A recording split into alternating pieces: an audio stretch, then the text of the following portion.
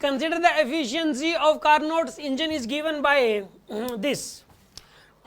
Carnot engine की क्या efficiency है, एक स्पेशल कार्नोट इंजन है। यार एक बात बताऊँ मैं आपको, अभी मैं आगे पढ़ भी नहीं रहा, लेकिन मुझे इस बात का पता है इस इक्वेशन को देखते ही, ये साइन थीटा इसकी कोई डायमेंशन नहीं है, मुझे इस बात का पता लग गया। दूसरी बात, ये जो एफिशिएंसी होती है ना हमेशा ये भी डायमेंशनलेस होती है। क्यों होती है? किसी को कार्नोट हीट इंजन में एफिशिएंसी का फॉर्मूला ध्यान है? बताओ क्या होता है? क्या बात है, ये तो पता था भाई।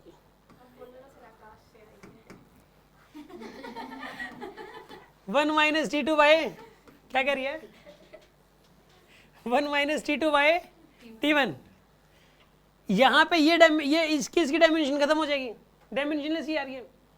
एफिशिएंसी हमेशा डायमेंशनलेस होती है, एक तो ये बात याद रख लो आप। समझ आ रही बात आपको? कोफिशिएंट ऑफ परफॉर्मेंस रेफ्रिजरेटर में होता है, उसकी डायमेंशन को बताएगा क्या होती है, उसका फॉर्मूला क्या था? कोफिशिएंट ऑफ परफॉर्मेंस का कार्नोट हीट इंजन में उसमें था, रेफ्रिजरेटर के अंदर।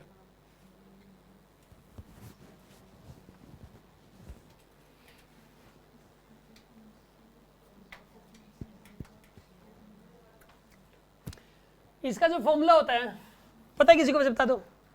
हाँ जी,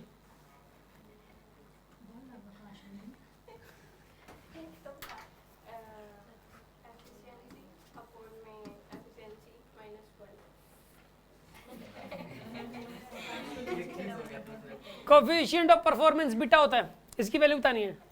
अब सुनो एक बात बताओ, ये जो रेफ्रिजरेटर एक ऐसा टॉपिक है, वैसे आखिरी के 2 दिन भी बचे हुए हो ना, लास्ट के भी 2 दिन, 1 दिन बचा हुआ, कल नीट का पेपर है, तो भी इसको करना जरूरी है, इसको छोड़ा नहीं जाता क्योंकि आधे घंटे का टॉपिक है।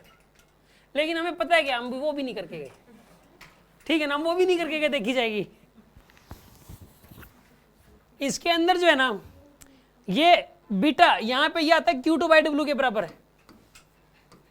Q2 होता है पर साइकिल जितनी हीट रिलीज होगी, ठीक है ना, और यहाँ पे W क्या होता है? वर्क डन होता है इसके अंदर। तो ये इसकी यूनिट, ये भी जूल होता है, ये भी जूल होता है, ये भी जूल और ये भी जूल में हो जाएगा। दोनों किस में? यहाँ पे जूल में है, तो द डायमेंशनलेस हो गया। ये भी कहने का मतलब को देखो, एफिशिएंसी कार्नोट की तो क्या होती है बताइए? एफिशिएंसी। और रेफ्रिजरेटर कार्नोट हीट इंजन की तो एफिशिएंसी होती है, और रेफ्रिजरेटर क्या होता है? कोफिशिएंट ऑफ परफॉर्मेंस होता है। दोनों ही क्या होते हैं? डायमेंशनलेस होते हैं। अब ये बात मत भूलना, ठीक है ना। खैर जब 11th का पढ़ेंगे तो दोबारा बताएंगे, लेकिन अभी याद कर लो आप। तो सुनो, ये डायमेंशनलेस हो गया, ये डायमेंशनलेस हो गया, और ये पूरा का पूरा डायमेंशनलेस, क्योंकि लॉग के अंदर वाला डायमेंशनलेस होता है, तो ये भी पूरा का पूरा डायमेंशनलेस। तो यहाँ पे मैंने अभी आगे पढ़ा नहीं, लेकिन bx अपॉन kt क्या बताइए? यहाँ पे bx अपॉन kt डायमेंशनलेस है, इज इक्वल्स टू 1 है, तो bx को क्या लिख सकते हो बताइए आप? kt। k यहाँ पे जरूर बोल्ट्जमैन कांस्टेंट ये वाला लिख भी रखा है, बोल्ट्जमैन कांस्टेंट। अच्छा, तो एक बात बताइए, नीटा डायमेंशनलेस हो गया, साइन थीटा डायमेंशनलेस, तो अल्फा बीटा भी पूरा क्या होना चाहिए? डायमेंशनलेस। अल्फा बीटा भी क्या होना चाहिए बताइए? 1। ये वाली बात तो सर मैंने पहली लाइन पढ़ने से ही निकाल दी।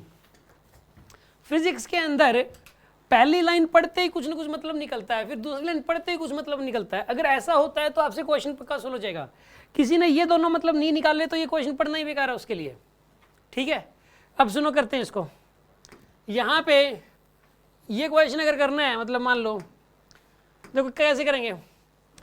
If T is the temperature, K is the Boltzmann constant, theta is the angular displacement, X has the dimension। अच्छा, थीटा एंगुलर डिस्प्लेसमेंट दे दिया, तो एंगुलर डिस्प्लेसमेंट क्या होता है? डायमेंशनलेस होता है, ठीक है ना। And X has the dimensions of length, X की डायमेंशन लेंथ के बराबर है। Choose the incorrect options. Alpha beta इन सब की डायमेंशन बतानी है आपको। सुनो आप, पहले तो KT की डायमेंशन निकालो, कितनी हो जाएगी? K की डायमेंशन क्या होती है, कोई बताएगा? हाँ जी, K की डायमेंशन क्या होती है? मैंने बताया था क्लास में, mL2T-2K-1, बिल्कुल यही होती है, यही R की होती है और यही K की होती है, ठीक है ना। तो जो KT हो जाएगा ना, KT इसकी निकालनी है। देखो K की क्या हो जाएगी? mL2T-2K- और टेम्परेचर क्या हो जाएगी? K। तो क्या आएगा यहाँ पर? ये mL2T-2 बेसिकली KT की जो एनर्जी के बराबर ही होती है, क्योंकि एक मॉलिक्यूल की 1 डिग्री ऑफ फ्रीडम के कोरस्पॉन्डिंग जो काइनेटिक एनर्जी हाफ KT होती है, तो एनर्जी का फॉर्मूला ही हाफ KT होता है। एक मॉलिक्यूल जिसकी मोनोएटॉमिक गैस उसकी 3/2 kT होता है। kT यानी kT एनर्जी की डायमेंशन, याद रखिए आप। kT क्या होता है? एनर्जी की डायमेंशन होती है। इसकी डायमेंशन एनर्जी की डायमेंशन की जैसी हो जाएगी, क्योंकि ये एक प्रकार की एनर्जी है kT। kT क्या होता है? एनर्जी। kT क्या होता है? एनर्जी। K क्या है यहाँ पे? Boltzmann constant. और T क्या है यहाँ पे? टेम्परेचर है। अच्छा अब सुन लो, तो बीटा एक्स हो जाएगा यहाँ पे ML2T-2। तो यहाँ पे बीटा एक्स की हो जाएगी L, यहाँ पर आएगा ML2T-2। तो L से L कैंसिल कर दो जी, क्या आएगा बीटा की बताइए? MLT-2 आएगा। हाँ जी, आया कि नहीं आया? MLT-2 किसकी है ये डायमेंशन? ये बीटा की डायमेंशन आई है। बीटा की डायमेंशन तो आ गई जी आपके पास, same as that of force.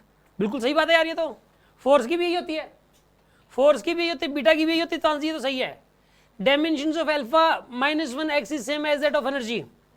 कोई बात नहीं, अभी देख लेते हैं। एक बार मैं इसको रब कर रहा हूं पूरे को।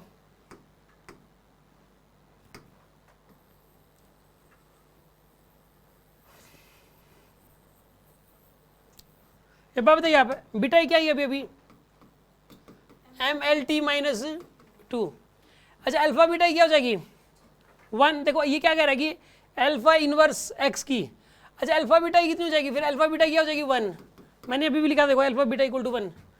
तो अल्फा बीटा की, बीटा यहाँ पर इधर के लेके जाओगे तो क्या बनेगा यहाँ पर? ये M-1 L-1 T2 बनेगा। समझ में आई बात आपको? तो ये आगे किसकी डायमेंशन आ गई है? अल्फा की डायमेंशन आ गई आपके पास। तो ये कह रहा है कि अल्फा इनवर्स एक्स की डायमेंशन एनर्जी की जैसी हो जाएगी। अल्फा इनवर्स मतलब इसके साइन बदलने हैं, MLT-2 और इंटू एक्स बोले तो L। तो क्या हो जाएगा यहाँ पर? ये ML2T-2। बिल्कुल सही बात है यार, ये भी बात सही है, ये बात भी सही थी। अब कह रहे डायमेंशंस ऑफ नीटा इनवर्स। ये नीटा इनवर्स, नीटा की तो डायमेंशनलेस होता है यार, ये साइन थीटा ये भी dimension same as that of alpha beta. बिल्कुल सही बात है, अल्फा बीटा पूरा क्या डायमेंशनलेस, और ये वाला भी पूरा क्या है? डायमेंशनलेस। तो ये बात भी सही है। Dimension of alpha is same as that of beta. नहीं, ये नहीं होगा, ये गलत है। तो इनकरेक्ट ऑप्शन बताना था इसमें, अल्फा और बीटा की डायमेंशन अलग अलग होगी इसमें। आगे बात समझ में आपको? क्योंकि ना यार मतलब ये अलग अलग है भी यार, बीटा की ये है तो अल्फा की निकल जाएगी यहाँ से, ये निकाली हुई अल्फा की, ये देखो सेम थोड़ी ना, अलग अलग है ये। तो ये वाला गलत है और गलत वाला ही हमारा आंसर हो जाएगा फिर इसमें। ये इस बात समझ में आएगी नहीं आई? कोई शक?